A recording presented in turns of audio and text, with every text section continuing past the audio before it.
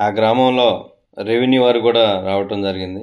గతంలో ఏదైతే మమ్మల్ని మా కుటుంబానికి సంబంధించినటువంటి వ్యక్తి దహనం చేశారో ఈ వ్యక్తిని కూడా అక్కడే దహనం చేస్తాము అని చెప్పేసి వీళ్ళు పట్టుబట్టిన వారు చెప్పిన మేరకే, అవతల సామాజిక వర్గం చెప్పిన మేరకే పోలీసు వారు కూడా ఇక్కడ మీరు దహనం చేయడానికి లేదని చెప్పేసి అడ్డుకోవటం.